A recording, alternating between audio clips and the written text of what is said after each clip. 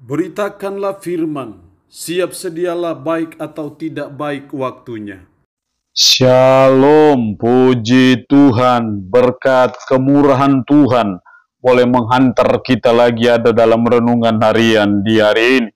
Firman Allah yang menjadi renungan kita bersama di hari ini saya ambil dari Injil Markus pasal 13 ayat 33 sampai dengan ayatnya yang ke-37. Secara khusus saya akan baca ayat 35 sampai 37, firman-Nya berkata demikian. Karena itu berjaga-jagalah, sebab kamu tidak tahu bila manakah tuan rumah itu pulang, menjelang malam atau tengah malam atau larut malam atau pagi-pagi buta. Supaya kalau ia tiba-tiba datang, jangan kamu didapatinya sedang tidur.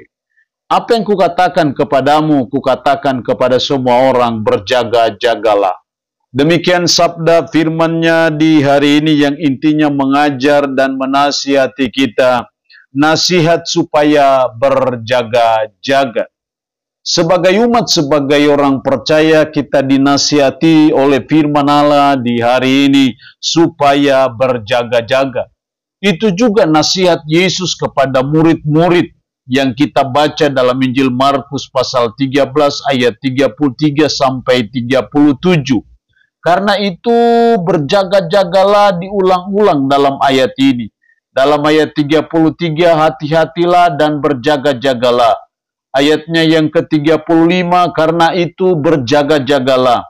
Ayat 37, apa yang kukatakan kepadamu, kukatakan kepada semua orang, berjaga-jagalah. Itu berarti bahwa betapa pentingnya dalam hidup kita sebagai umat, sebagai orang percaya, untuk kita senantiasa berjaga-jaga, berhubungan dengan kedatangan Kristus yang kedua kali. Jangan sampai ketika dia datang pada kali yang kedua, dan dia dapati bahwa kita sedang dalam keadaan tidak berjaga-jaga. Berjaga-jaga di sini bukan dalam arti pasif, kita terus menunggu-nunggu tanpa kita bekerja, tanpa kita melaksanakan tugas dan tanggung jawab kita. Bukan itu yang dimaksud berjaga-jaga dalam konteks ayat ini. Berjaga-jaga artinya bahwa kita terus melaksanakan tugas dan tanggung jawab kita sambil kita tetap standby, kita tetap siap sedia. Jangan-jangan dia sudah mau datang. Jadi berjaga-jaga di sini bukan dalam arti bahwa kita tidak berbuat sesuatu, tetapi justru kita terus berbuat sesuatu. Kita terus melayani Tuhan, kita terus menjaga hidup kita terus belajar melakukan hal yang baik, hal yang benar di mata Tuhan. Kita selalu belajar untuk hidup berkenan kepada Tuhan. Itu bagian dari kita berjaga-jaga. Secara khusus firman Allah hari ini akan mengajar kita kenapa kita harus berjaga-jaga. Ada apa sehingga kita harus selalu standby, kita harus selalu siap sedia. Ada dua alasan yang saya jumpai dalam ayat ini. Ayat 33, hati-hatilah dan berjaga-jagalah sebab kamu tidak tahu bila manakah waktunya tiba. Sebab kamu tidak tahu bila manakah waktunya tiba. Jadi kenapa kita harus berjaga-jaga? Karena kita tidak tahu waktunya. Yesus tidak pernah memberitahu kapan dia datang. Apakah dia datang pada waktu tengah malam atau larut malam atau pagi-pagi buta? Pada tanggal berapa, pada bulan berapa, pada tahun berapa? Dia tidak pernah memberitahu waktunya. Karena itu kita tidak tahu waktu kapan dia datang. Karena kita tidak tahu waktunya dia datang, makanya dia menasihati kita supaya kita berjaga-jaga. Jadi memang Tuhan sengaja untuk tidak memberitahu waktunya. Untuk apa? Supaya kita selalu standby.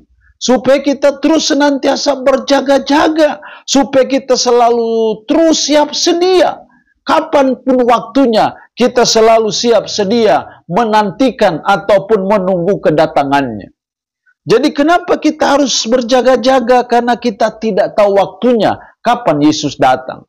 Kalau seandainya Yesus memberitahu kedatangannya pada tanggal berapa, pada bulan berapa, ataupun pada tahun berapa, maka itu membuat kita bisa berjaga-jaga.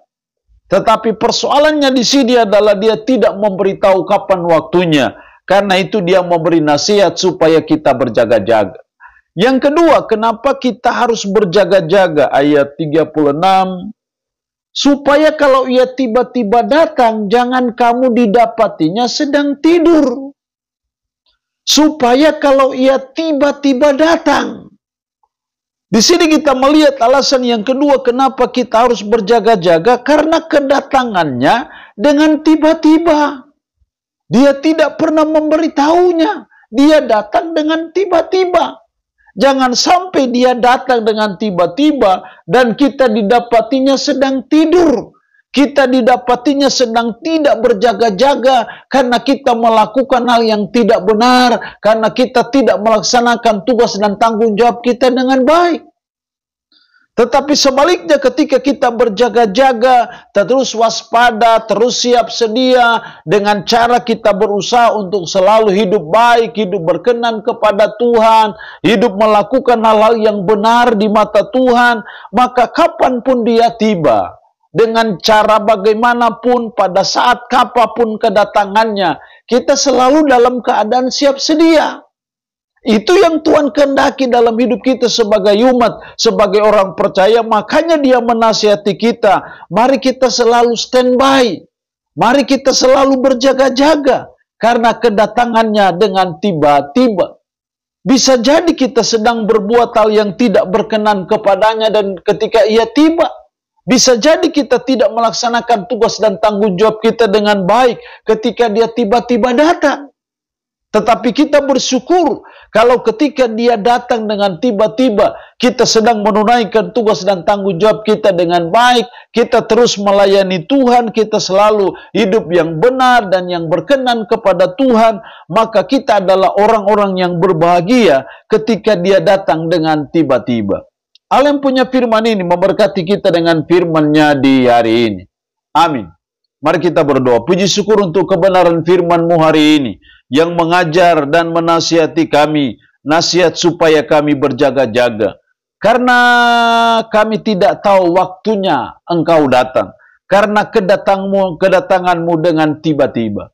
Roh-Mu yang kudus tanamkan dan meteraikan firman dalam hati dan pikiran kami, dan sanggupkan kami untuk kami terus melaksanakan firman ini dalam kehidupan kami sehari-hari. Hamba mohon berkat bagi umat-Mu yang mendengarkan renungan harian di hari ini. Yang sakit hamba berdoa dalam nama Yesus, Tuhan lawat, Tuhan jamah, Tuhan sembuhkan dari sakit penyakit yang diderita.